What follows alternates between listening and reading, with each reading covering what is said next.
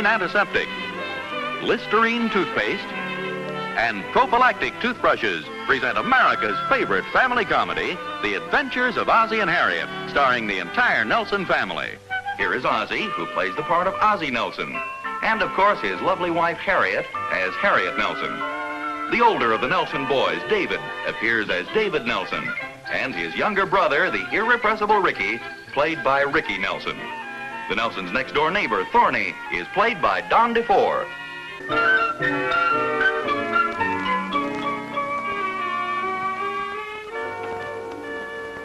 Man is a confused animal. What did you say? Oh, I'm sorry, dear. I didn't notice you walk in. The book salesman finally go? Yes, he did. Very nice young fellow, too, Harriet. Very alert, very aware. Alert to what? To the dangers of our modern living. Man is a confused animal. Just doesn't know how to live anymore. How about women? Yeah, the same thing. We rush through life helter-skelter, missing half of the important things.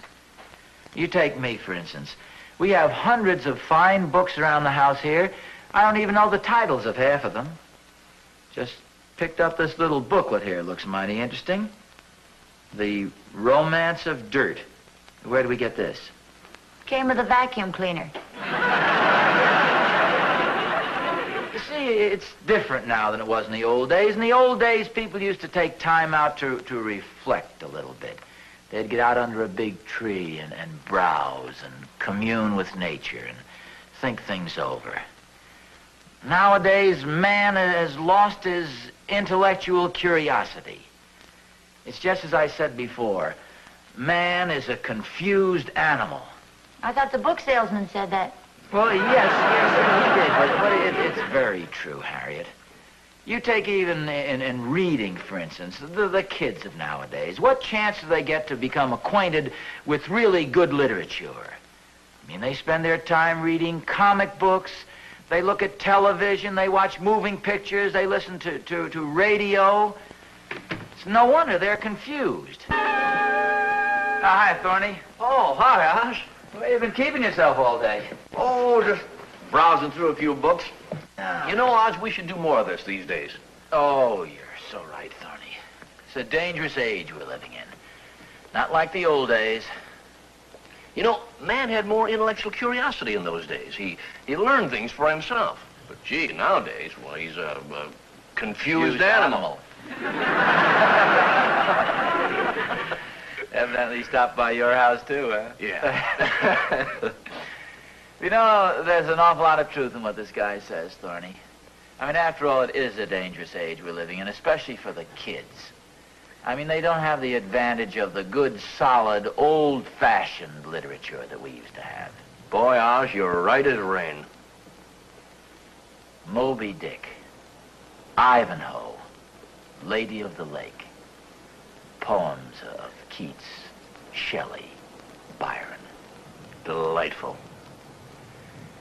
Yeah, nowadays the kids have comic books, they have television, they have radio, all those things to keep their minds off the good, solid, old-fashioned stuff. I remember when I was a kid, I used to lie in bed with that flashlight under the blanket. Oh, the hours I spent reading Treasure Island. Oh, really, Oz? Gee, that was my favorite book. No kidding. Yeah, the Rover boys at Treasure Island. I'm talking about the old classic, Robert Louis Stevenson's Treasure Island. Oh.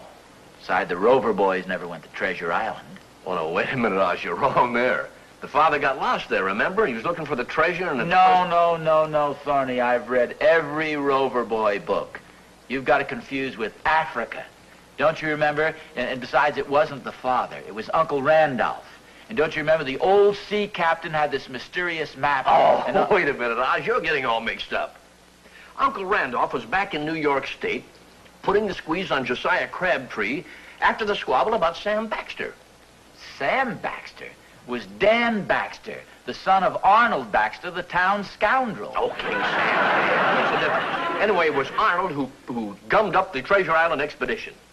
Thorny, It wasn't Treasure Island, it was Africa. And besides, Arnold happened to be in jail at the time. Jail? Now listen to me, will you? He was doing a 6-month stretch because he tried to boil Dick, the fun-loving Rover, in hot tar. It was one of my favorite chapters. Fun-loving Dick. Oh, now that goes to show you how much you know about it. Sam was a fun-loving Rover. Dick was the elder Rover, engaged to the widow Stanhope's beautiful daughter, Dora. Well, you may be right there. But the Rover boys never went to Treasure Island. You've got it confused with their expedition to Africa. Treasure Island. Africa. Treasure Island. Africa. Treasure Africa. Island.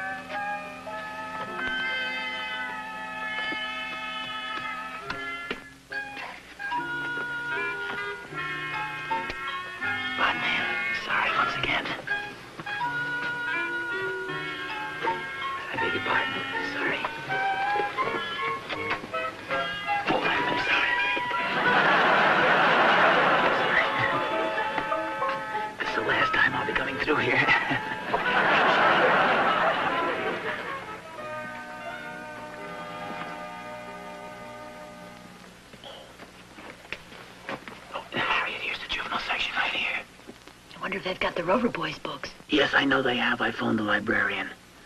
Under an assumed name, of course. Rover Boys on land and sea. Rover Boys in Mexico. The Rover Boys at Treasure Island. Where? No. You see the Rover Boys in Africa, let me know.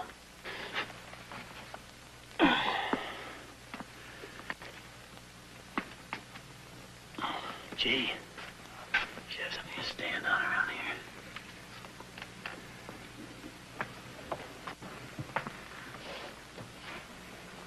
Yeah, this ought to do it.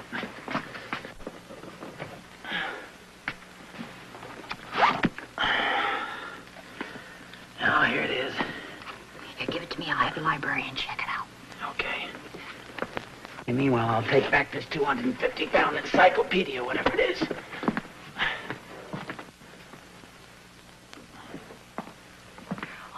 Hello there, Mr. Nelson. Oh, you're David's English teacher, aren't you, Miss? Yes, Miss Fraser. Mrs. Fraser, how are you? Very well, thank you. Well, this is a pleasant surprise. Oh, it isn't often that we meet one of the fathers in the library. Well, I had sort of a literary discussion with my neighbor, Mr. Thornberry. About Sir Henry Parkinson?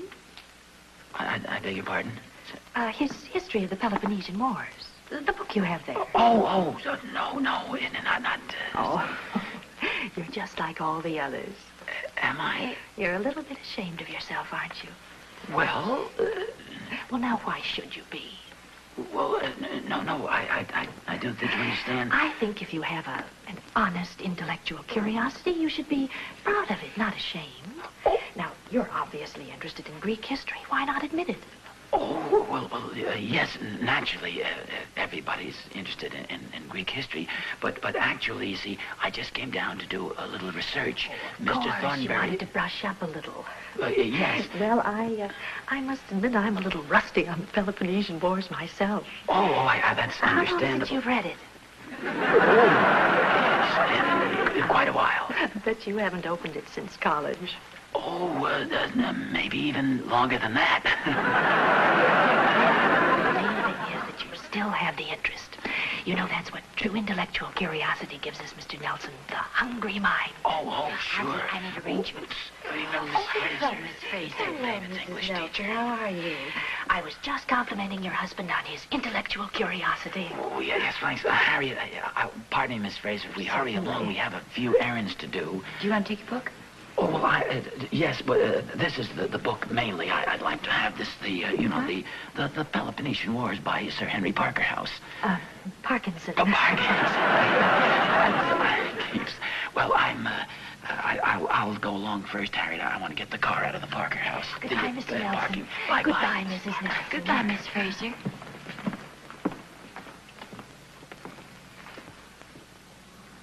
There's no doubt about it. Man is a confused animal.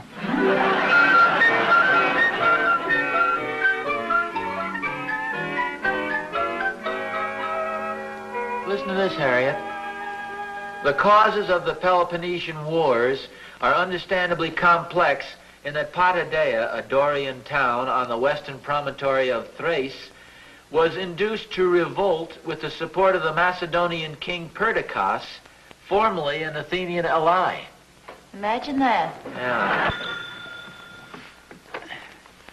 Hello? Mr. Nelson, Yes? this is Miss Fraser.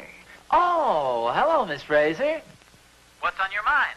Well, we've scheduled a PTA discussion tomorrow night at the school on proper books for school children. We thought you might like to appear on the panel with us. Oh, well, I'd be delighted to, Miss Fraser. Oh, good. I was a little afraid, of course, that you might find the subject sort of elementary. Well, of course, it's not my specialty exactly, like Sir Henry. Oh, yes, I know. That's why we had the subject changed. What's that? We're going to discuss the Peloponnesian Wars. I don't think I got that quite clearly. I said we're going to discuss the Peloponnesian Wars. When I told the committee that you were especially interested in Greek history, they simply wouldn't hear of anything else. Oh, well, Miss Fraser, this might be a good time to let you in on a little sort of a joke. Oh, no. Mr. Nelson, you can't get out of it. We're depending on you. With your vast knowledge of the subject, it's going to be an exciting evening. Yeah, especially when you throw me out of the auditorium. We won't feel too bad if you outshine us. No, you don't understand. I understand that modesty must be overcome by firmness. We'll expect you at the school tomorrow night at 8:30. Goodbye, Mr. Nelson. But... What's the matter, dear? You look like you've been hit by a rock. Pardon me. Where are you going? I think I'll go up to my room and have a good cry.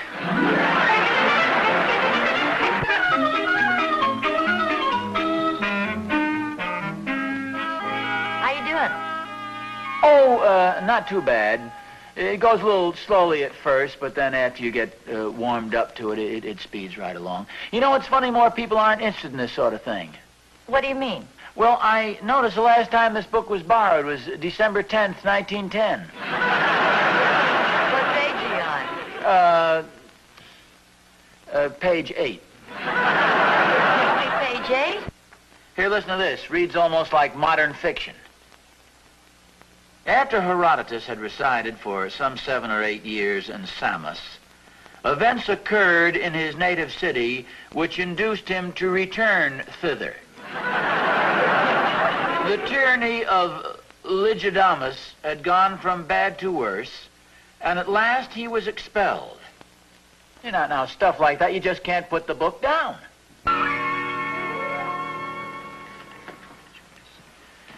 How you doing? Pretty well, thanks. Oh, good. You're up to page 27 already. Yeah. I got kind of a break, though. I just ran into 15 pages of maps.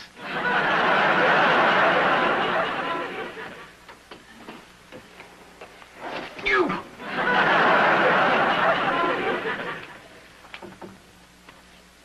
So the Spartans sent to Athens no formal declaration of war, but rather sought to create some specious casus belli.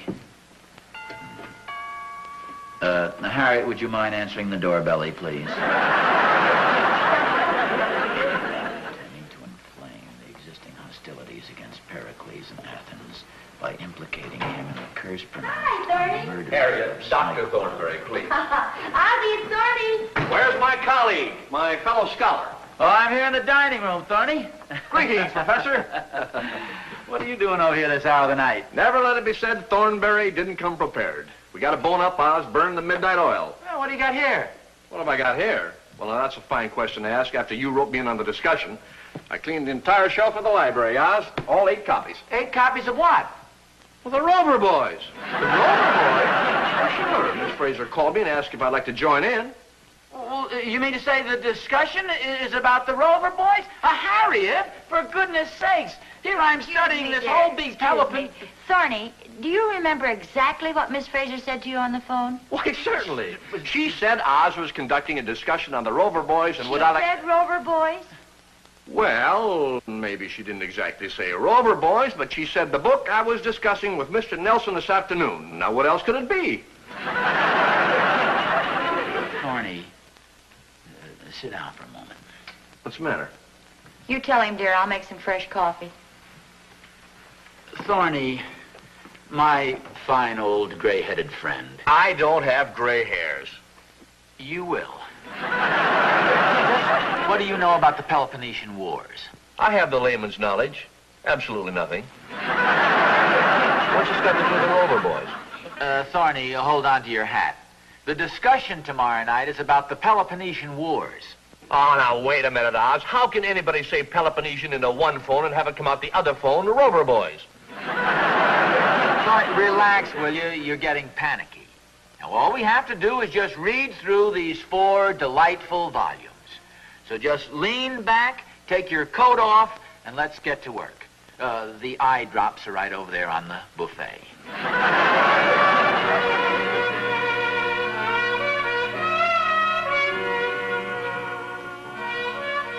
Intending to inflame the existing hostilities against Pericles in Athens by implicating him in the curse pronounced on the murders of Cyclone. What have you got on Callicratides?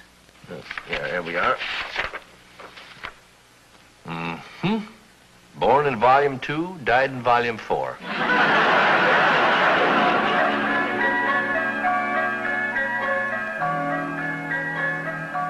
And took another road into the plains of Argus. Oz, that's absolutely right. How do you like that? How you doing, fellas? Oh, hiya, Harriet. Ask us anything reasonable about the Peloponnesian Wars and we'll give you an answer, just like that. Any reasonable question. Go ahead, ask us one. Okay, who won?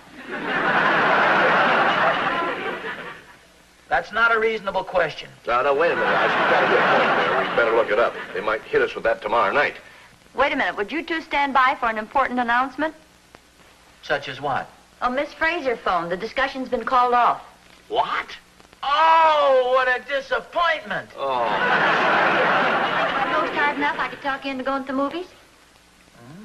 Do you want to go to the movies, Thorny? Oh, now, look, Oz, think of what you're doing. If we left this room, we'd be deserters. Where's your intellectual curiosity?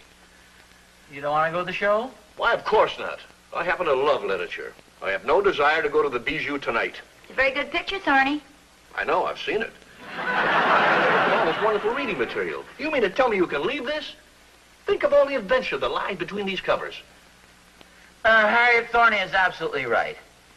My intellectual curiosity and my thirst for good literature far surpasses my desire to go to the movies. Are you serious? Well, of course I am. Shall we begin? All righty. Here you are, Oz. Fine. Suppose you take the Rover Boys on Land and Sea, and I'll read the Rover Boys on Treasure Island?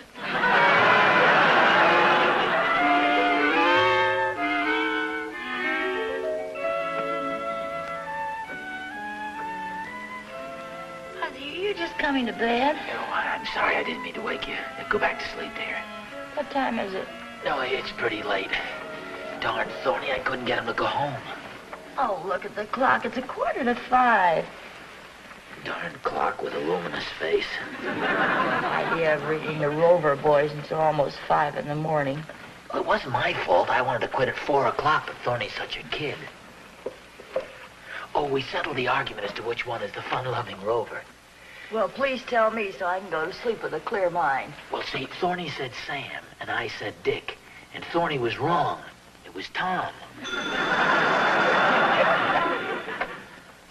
Hello? Hi, Oz. Thorny, what do you want? Well, I'm having a little trouble. Will you put Harriet on? I want her to explain something to Catherine. Well, what's the matter? Well, I don't know, Oz. I keep telling her over and over, but somehow she just won't believe I was up all night with the Rover boys.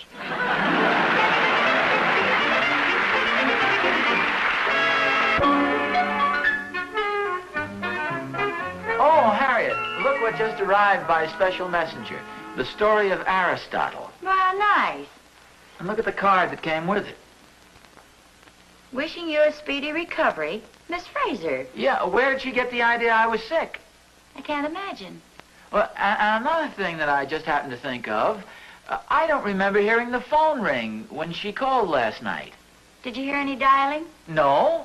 That's good. Now, wait a minute. Harriet, did you by any chance phone Miss Fraser last night and tell her I was sick? Well, I had to do something. Your intellectual curiosity wouldn't have let you stop with the Peloponnesian Wars. You'd have just gone on, and pretty soon you'd have been so smart I couldn't be happy with you. Just what do you mean by that? Oh, there's some things I like to do. If you grow any smarter than you already are, I won't be able to do those things. What kind of things? Oh, little things. Like making phone calls and not having you catch on until the next day.